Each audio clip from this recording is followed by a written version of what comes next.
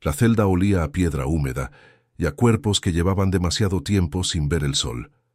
No era una prisión de muros altos y torres vigiladas, como las que el mundo romano construía en sus ciudades grandes. Era algo más primitivo que eso. Una habitación excavada en la roca debajo de la fortaleza Antonia, el cuartel romano que se levantaba en la esquina noroeste del Monte del Templo, con una presencia que era simultáneamente arquitectónica y política. Un recordatorio de piedra de quién mandaba en Jerusalén, quién mandaba en Judea, quién mandaba en el mundo. En esa oscuridad, un hombre esperaba morir. Su nombre era Barrabás. Los evangelios lo describen de maneras que se complementan entre sí. Un hombre preso junto a sediciosos que en una revuelta habían cometido homicidio. Un ladrón famoso, según Mateo. Un hombre que había cometido homicidio en un levantamiento, según Lucas y Marcos. Alguien que la ciudad de Jerusalén conocía. Alguien cuyo nombre la multitud podía gritar con certeza, con reconocimiento, con la familiaridad que se tiene con las figuras que han marcado el imaginario de una época. Y esa mañana de Pascua, ese hombre que esperaba morir, escuchó algo que no esperaba escuchar. El sonido de su propia celda abriéndose. Para entender lo que ocurrió esa mañana, hay que entender el mundo en que ocurrió. Hay que entender Jerusalén en los días de la Pascua del año 33. Hay que entender qué era un hombre como Barrabás en ese contexto.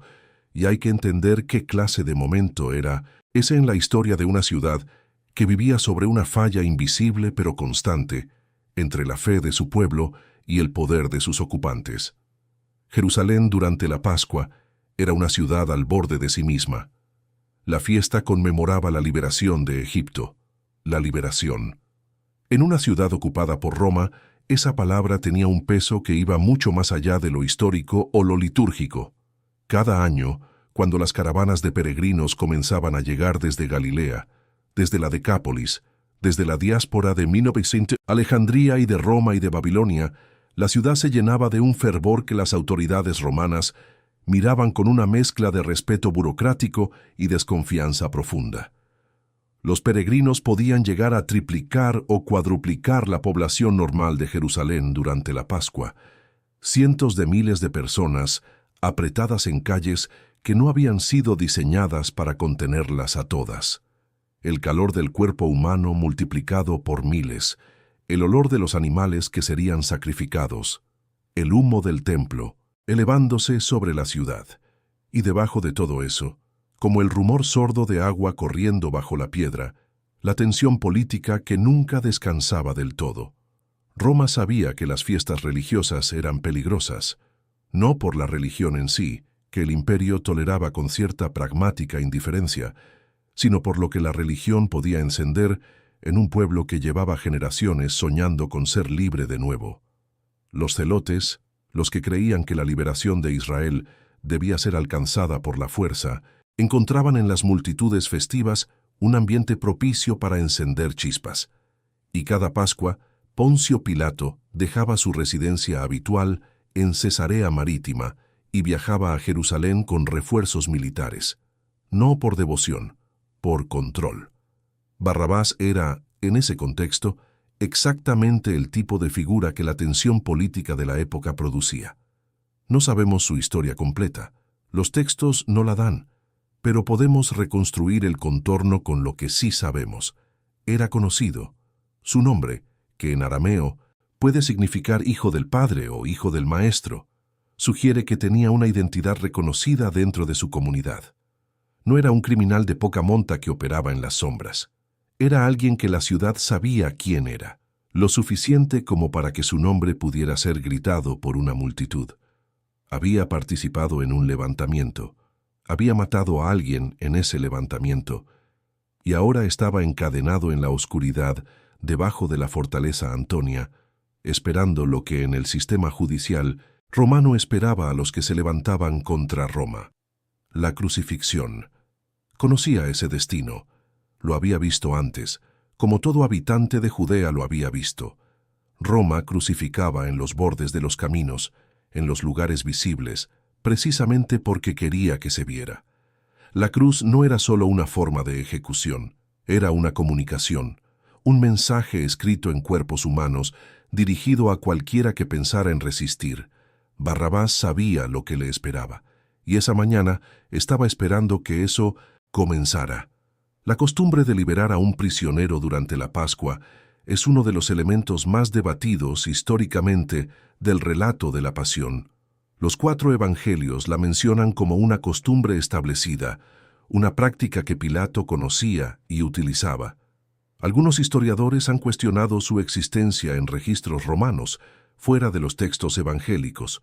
Otros han señalado que prácticas similares de amnistía festiva son conocidas en el mundo romano y en el mundo del cercano Oriente antiguo, y que la ausencia de mención en otras fuentes no equivale a inexistencia. Lo que sí es claro es que esa mañana, ante una multitud reunida frente al pretorio de Pilato, se presentaron 2 opciones: Jesús de Nazaret o Barrabás. Pilato lo sabía, los sumos sacerdotes lo sabían, y la multitud que llenaba el espacio frente al edificio lo sabía también. Lo que nadie sabía, lo que nadie en ese momento podía comprender completamente, era el peso de lo que estaba siendo decidido. Pilato había interrogado a Jesús. Los textos dan ese interrogatorio con una brevedad que contrasta con su densidad. El gobernador romano, acostumbrado a interrogar sediciosos y agitadores, se encontró frente a un hombre que no respondía como ningún prisionero había respondido antes, que no pedía clemencia, que no intentaba negociar, que respondía a sus preguntas con afirmaciones serenas que resultaban imposibles de clasificar dentro de las categorías jurídicas y políticas con que Pilato estaba entrenado para pensar. ¿Eres el rey de los judíos? Los textos dicen que Pilato no encontró en él delito alguno, que intentó soltarlo, que su propia esposa le envió un mensaje desde adentro del pretorio, diciéndole que no tuviera nada que ver con ese hombre justo, porque ella había tenido esa noche un sueño perturbador. Pero la multitud afuera gritaba, y los sumos sacerdotes agitaban a la multitud, y el grito que se elevó sobre el ruido de la mañana de Pascua fue el de un nombre: Barrabás, Barrabás, Barrabás. Y, luego más tarde, el otro grito que sellaba lo que quedaba por sellar: ¡Crucifícalo! En la celda oscura de la fortaleza Antonia, Barrabás no podía escuchar nada de lo que ocurría afuera. Estaba esperando. Y de pronto, la llave en la cerradura, la puerta que se abría, la luz que entraba desde el pasillo y hacía daño en los ojos acostumbrados a la oscuridad. La voz de un soldado romano que decía algo que no tenía sentido. Eres libre, libre. ¿Qué se habrá sentido en ese momento? Imagina ese instante. Un hombre que había contado los días que le quedaban, que había quizás ya hecho las paces con el hecho de que iba a morir, que conocía el procedimiento de la crucifixión con ese conocimiento terrible que dan los años de vivir en un país ocupado. Y de repente una puerta abierta, el sonido del mundo afuera, el aire fresco de la mañana de primavera entrando a un espacio que no lo había conocido en semanas o meses. La libertad no se anuncia con música, llega así, con una puerta abierta y una voz que dice una sola palabra: sale. Lo que Barrabás habrá visto al salir de la fortaleza Antonia esa mañana es imposible reconstruir con precisión.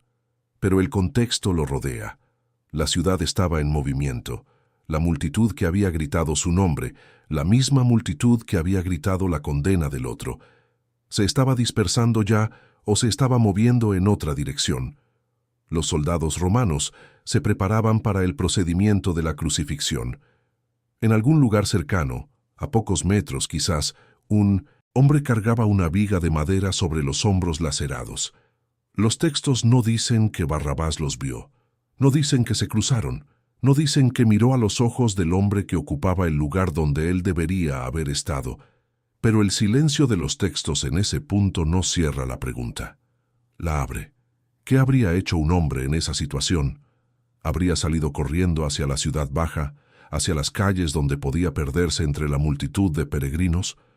¿Habría buscado a sus compañeros, a los que habían participado con él en el levantamiento? ¿O se habría quedado quieto un momento? aturdido por la libertad repentina, mirando sin comprender exactamente qué había ocurrido. La ciudad lo rodeaba. El templo brillaba al otro lado del valle, el olor del incienso de la mañana mezclado con el olor de la multitud y el polvo de las calles llenas, y en algún lugar hacia el norte, hacia la colina que los de la ciudad llamaban el Gólgota, el lugar de la calavera, la maquinaria de la muerte romana comenzaba a moverse. Sin él, con otro en su lugar. Barrabás era libre, y alguien más moría por él, no en sentido metafórico, en sentido completamente literal. Los clavos que habrían entrado en sus muñecas entraron en las de otro. La viga que él habría cargado la cargó otro. El título que se fijaba sobre la cruz, el que declaraba el nombre y el crimen del condenado, no llevaba su nombre, llevaba el de Jesús de Nazaret, Rey de los judíos. Supo Barrabás, mientras caminaba por las calles de Jerusalén esa mañana, exactamente lo que había ocurrido. Entendía el mecanismo completo del intercambio.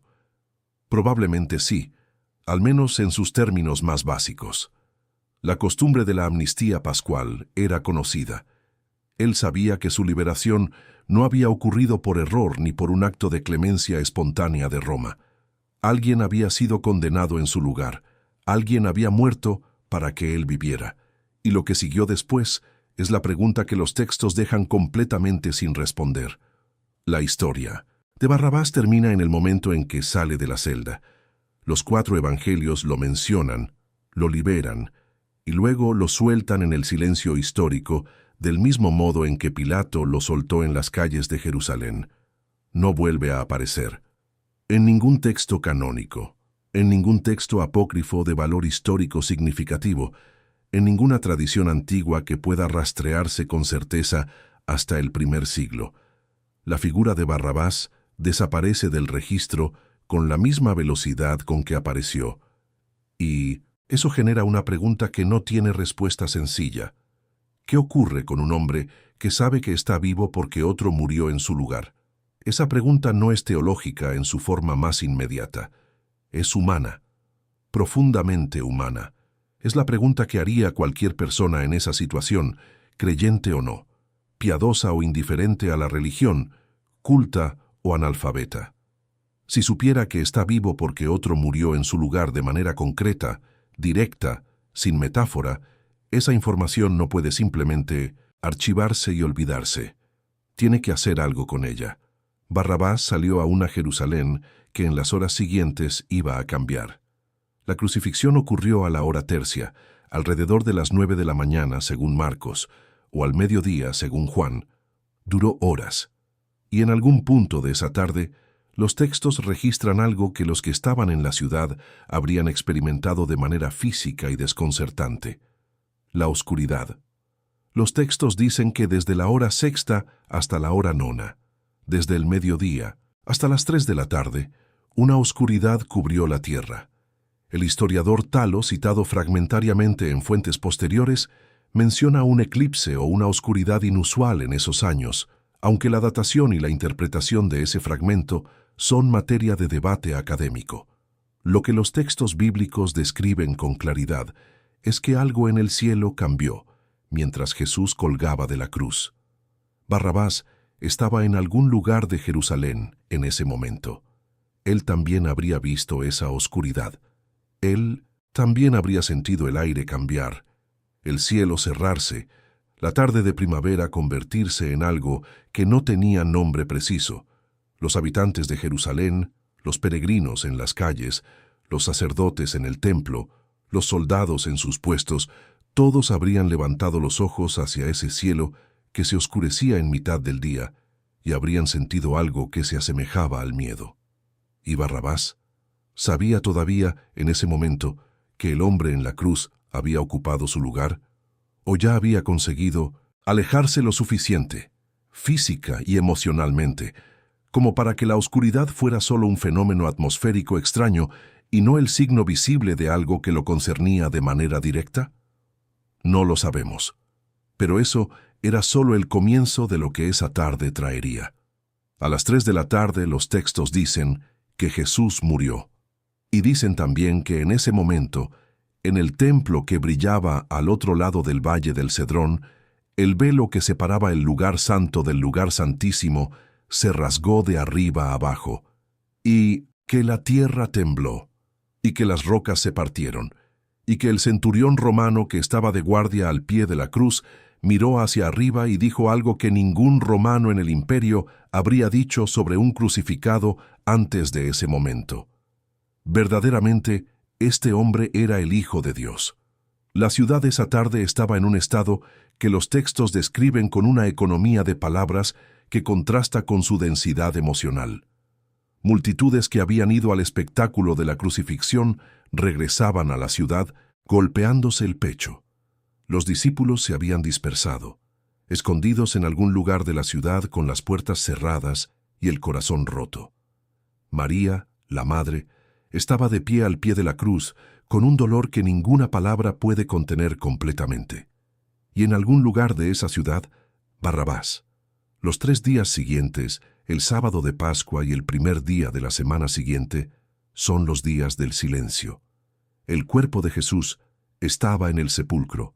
La ciudad digería lo que había ocurrido. Los sacerdotes habían pedido que el sepulcro fuera sellado y guardado. Los discípulos estaban escondidos, y el mundo que existía antes del viernes de la crucifixión continuaba girando, como siempre gira, sobre su propio eje indiferente. El mercado del templo seguía funcionando. Las familias seguían comiendo los panes sin levadura de la Pascua. Los niños seguían jugando en los patios. Los soldados romanos seguían patrullando las calles, y el tiempo seguía pasando con esa obstinada normalidad que tiene el tiempo incluso cuando algo extraordinario acaba de ocurrir en su interior. Y al tercer día, algo ocurrió. Los textos dicen que el sepulcro estaba vacío, que los guardias romanos que lo custodiaban habían huido, que María Magdalena y las otras mujeres encontraron la piedra removida y el interior vacío, excepto por las telas de lino dobladas, y que después, en los días y semanas que siguieron, el hombre que había muerto en la cruz comenzó a aparecer ante sus discípulos. Jerusalén no tardó en enterarse. En una ciudad del tamaño de Jerusalén en el primer siglo, las noticias viajaban con la velocidad de las voces humanas, que es decir, muy rápido, cuando la noticia es suficientemente extraordinaria. Y esta noticia era la más extraordinaria que ningún habitante de la ciudad podía imaginar. El hombre que había muerto en la cruz, el que los soldados romanos habían verificado que estaba muerto clavándole una lanza, el que había sido envuelto en telas y depositado en un sepulcro sellado. Ese hombre estaba vivo. ¿Cómo llegó esa noticia a Barrabás? No lo sabemos, pero llegó. Si había permanecido en Jerusalén o en sus alrededores, y hay razones para pensar que alguien con sus conexiones en el movimiento de resistencia judío habría tenido razones para mantenerse en la ciudad o cerca de ella, era imposible que no escuchara. La ciudad entera hablaba de ello. Los sacerdotes habían construido apresuradamente una explicación alternativa, pagando a los soldados para que dijeran que los discípulos habían robado el cuerpo mientras dormían. Era una explicación que nadie que lo pensara 2 veces podía tomar completamente en serio, pero era la explicación oficial. Y mientras tanto, los testigos del encuentro con el resucitado se multiplicaban. 500 personas a la vez, según Pablo en su carta a los Corintios, escrita apenas 20 años después de los hechos. Personas que estaban vivas cuando Pablo escribió esa carta, que podían ser interrogadas, que podían confirmar o desmentir lo que decían. ¿Fue Barrabás uno de ellos? La tradición no lo dice, los textos no lo dicen, pero la pregunta tiene una densidad particular que la hace imposible de ignorar completamente. Imagina a ese hombre, con todo lo que cargaba, la sangre del levantamiento en sus manos, la condena que había tenido sobre su cabeza, los días en la celda oscura esperando morir, y luego esa liberación inexplicable, ese intercambio que no había pedido y que no podía borrar de su mente, y ahora esta noticia que recorría Jerusalén como fuego en hierba seca. El hombre que murió en tu lugar está vivo, no en sentido metafórico, no en el sentido en que decimos que alguien vive en la memoria de los que lo amaron, vivo, apareciendo ante sus discípulos, mostrando las marcas de los clavos en las manos, comiendo con ellos, hablando con ellos. ¿Qué hace uno con eso? Los que construyeron la tradición cristiana posterior tenían una respuesta para esa pregunta. Los que lo vieron y lo creyeron se convirtieron en testigos, en misioneros, en mártires dispuestos a morir por lo que habían visto. Pedro, que lo había negado 3 veces esa noche, en el patio de la casa del sumo sacerdote, terminó crucificado en Roma. Pablo, que había perseguido a los seguidores del crucificado, terminó decapitado en la misma ciudad después de recorrer el mundo mediterráneo, anunciando lo que había visto en el camino de Damasco. ¿Y Barrabás? El silencio de los textos alrededor de su figura después de la liberación puede leerse de muchas maneras. Puede leerse como indiferencia histórica. Simplemente no era suficientemente importante como para que alguien lo registrara. Puede leerse como un silencio intencional que preserva el misterio.